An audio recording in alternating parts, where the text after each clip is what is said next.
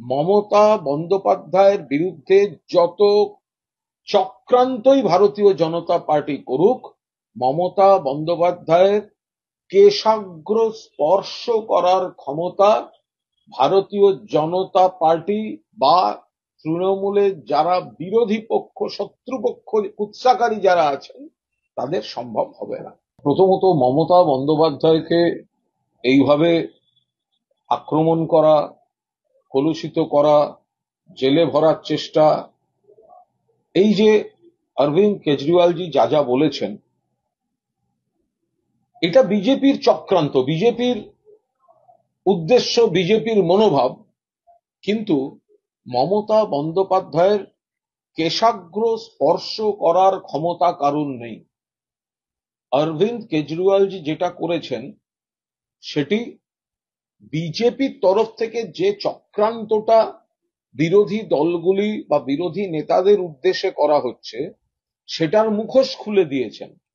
অর্থাৎ বিরোধী নেতাদের বিরুদ্ধে মিথ্যা মামলা দেয়া, তাদের গ্রেফতার করে আনা, ভোটের আগে কয়েকজনকে গ্রেফতার করা, ভোটে আদৌ যদি তারা জিততে পারে তাহলে আবার অমুক অমুককে অ্যারেস্ট করা, এই যে বিজেপির ভেতরের যে চক্রান্তটা, সেটা অরবিন্দ কেজরিওয়াল তাদের মুখোশটা খুলে দিয়েছেন। কিন্তু আমরা বাংলার মাটিতে দাঁড়িয়ে আত্মবিশ্বাসের সঙ্গে বলতে পারি, মমতা বন্দ্যোপাধ্যায়ের বিরুদ্ধে যত চক্রান্তই ভারতীয় জনতা পার্টি করুক, মমতা বন্দ্যোপাধ্যায়ের কেশাগ্র স্পর্শ করার ক্ষমতা ভারতীয় জনতা পার্টি বা তৃণমূলের যারা বিরোধী পক্ষ, শত্রুপক্ষ, কুৎসাকারী যারা আছেন তাদের সম্ভব হবে না। এই প্রসঙ্গে কেজরিওয়াল আবার বলছেন যে যখন তিনি কথা বলেছেন তার পাশাপাশি বলছেন যে বিজেপির প্রধানমন্ত্রী কে? মোদী তো আগামী বছর 17 সেপ্টেম্বর তিনি 75 বছর হয়ে যাবেন। 2014 সাল থেকে মোদী এখানে প্রধানমন্ত্রী রয়েছেন। তাহলে মোদী কিভাবে প্রধানমন্ত্রী হবেন? তাহলে কি তিনি প্রধানমন্ত্রী হওয়ার পর অমিত শাহ প্রাইম মিনিস্টার হবেন? দেখুন, এটা বিজেপির অভ্যন্তরীণ বিষয়।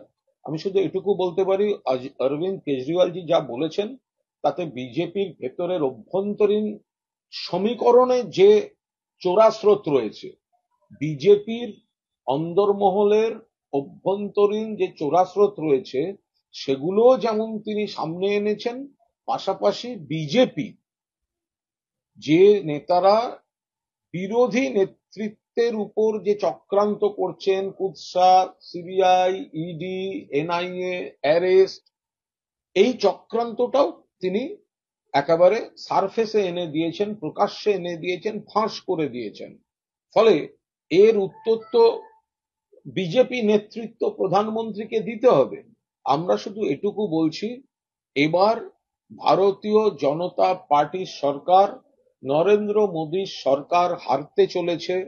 এখনো পর্যন্ত ভোটের যা ট্রেন্ড, তাতে বিজেপি এবং এনডিএ অর্থাৎ বিজেপি জোট 200 থেকে 220-র উপর যাচ্ছে না, 200-র নিচে থাকছে। সেখানে এককভাবে তৃতীয় বৃহত্তম দল দেশে হতে চলেছে তৃণমূল কংগ্রেস, বাংলার থেকে 30 থেকে 35টি আসন। আর বিকল্প যে সরকার তৈরি হবে, নন বিজেপি সরকার তৈরি হবে, তাতে দ্বিতীয় বৃহত্তম দল হতে চলেছে তৃণমূল কংগ্রেস, এবং সেই শক্তির সবচেয়ে গ্রহণযোগ্য মুখ হতে চলেছেন মমতা বন্দ্যোপাধ্যায়। বেটার নরেন্দ্র মোদী ভোটের এই ট্রেন্ড থেকে তিনি ডিসিশন নিন, ভোটের পরে তিনি বিরোধী দলনেতা হবেন নাকি গুজরাটের মুখ্যমন্ত্রীর পদে ফিরে যাবেন। দেশের ভোটের ট্রেন্ড থেকে এই প্রশ্নটা নরেন্দ্র মোদীর সামনে চলে এসেছে যে ভোটের পর, রেজাল্ট বেরোনোর পর তিনি কোন পদটায় স্বচ্ছন্দ মনে করবেন, তিনি বিরোধী দলনেতা হবেন নাকি গুজরাটের মুখ্যমন্ত্রী পদে ফিরে যাবেন। কেজরিওয়াল এটাও বলছেন যে 2019 থেকে বিজেপি রাজ্যে কম আসন পাবে, তাহলে কোথায় তাদের গেন হবে? এবং ইন্ডিয়া গভর্নমেন্ট মানে ইন্ডিয়া জোটই সরকার করবে। তো আবার বলছি, বিজেপি 200 ক্রস করতে পারবে না, খুব বেশি হলে 200 থেকে 220-র মধ্যে থাকবে। 200 ক্রস করার জায়গায় বিজেপি নেই। বিকল্প সরকার গঠন করবে বিজেপি বিরোধী যে জোট, ইন্ডিয়া জোট, এবং দেশের মধ্যে তৃতীয় বৃহত্তম শক্তি হতে চলেছে তৃণমূল কংগ্রেস, বিকল্প সরকারে যারা দ্বিতীয় বৃহত্তম শরিক হতে চলেছে, এবং মুখ হিসাবে দেশের মধ্যে সবচেয়ে অভিজ্ঞ এবং গ্রহণযোগ্য মুখ হতে চলেছেন মমতা বন্দ্যোপাধ্যায়। মোদী জিতলে বিজেপির অনেক নেতার কেরিয়ার শেষ করে দেবে, যেমন ভাবে আদবানির কেরিয়ার শেষ করে দিচ্ছে, বাকিদেরও কেরিয়ার শেষ করে দেবে। যেটা বলেছেন অরবিন্দ কেজরিওয়াল, তার উপরে আমরা কোনো সেইভাবে মন্তব্যের কোনো অবকাশ নেই। তিনি বিজেপির ভেতরের যে আন্ডার কারেন্ট এবং বিজেপির বাইরের যে চক্রান্ত, দুটিতেই তার মনোভাব ব্যক্ত করেছেন। আমরা শুধু এটুকু বলতে পারি, সময় এসে গেছে, নরেন্দ্র মোদী ভেবে রাখুন ভোটের পর কোন পদটা তার পক্ষে স্বচ্ছন্দ হবে, বিরোধী দলনেতা হবেন নাকি গুজরাটের মুখ্যমন্ত্রী পদে ফিরে যাবেন। এই ডিসিশনটা নেয়ার সময় নরেন্দ্র মোদীর সামনে এসে গিয়েছে। তিনি এটাও বলছেন যে একটা ভয়ঙ্কর পরিকল্পনা শুরু করেছেন প্রধানমন্ত্রী, খুব ভয়ঙ্কর। এই পরিকল্পনার নাম এক দেশ এক নেতা, দেশের সব নেতাদের শেষ করে দিতে চাইছেন মোদী। এটা অত্যন্ত একটা ইঙ্গিত কিছু পেয়েছেন অরবিন্দ কেজরিওয়াল, তার থেকে দাঁড়িয়ে তিনি তার এই বক্তব্য রেখেছেন।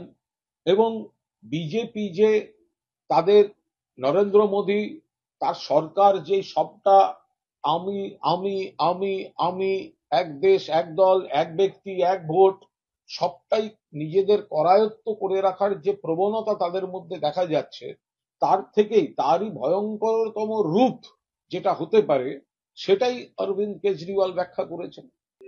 সন্দেশখালী নিয়ে একটা প্রশ্ন, যে দিলীপ ঘোষ আজকে যেটা বলেছেন, সন্দেশখালী ভিডিও কাণ্ডে এফআইআর, পুলিশ এর বেশি আর কি করবে? দাবেদারি করবে পোষা কুকুরের মতো, এর বিরুদ্ধে এফআইআর এর মতন কে এর বেশি কিছু করতে পারবে না। পুলিশ তাদের চাকর শাহজাহানের জুতো বয়ে নিয়ে যেত, দম নেই শাহজাহানের গায়ে হাত দেয়। যেমন দুর্গাপুরে কিছু দাগি আসামি এখনো টিএমসি নেতা। এই দিলীপ ঘোষই তো বিজেপির পার্টি অফিস থেকে নারদার ভিডিও দেখানোর পর সিবিআই তদন্ত দাবি করেছিলেন।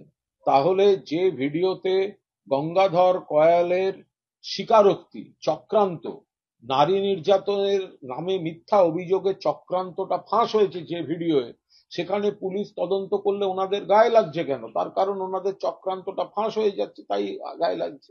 এটা সম্পূর্ণ তাদের ব্যাপার। তারা কারা কি জন্য বিজেপির হয়ে দাঁড়াতে যাবে, কারা কি জন্য বিজেপিকে বিশ্বাস করবে, বিজেপি কাকে শেষ পর্যন্ত মঞ্চে উঠতে দেবে মঞ্চে উঠতে দেবে না, এটা সম্পূর্ণ তাদের দলের ব্যাপার। এটা বিজেপি এবং সংশ্লিষ্ট ব্যক্তির ব্যাপার, এখানে কোনো মন্তব্য করব না। এটা ভিত্তিহীন অভিযোগ।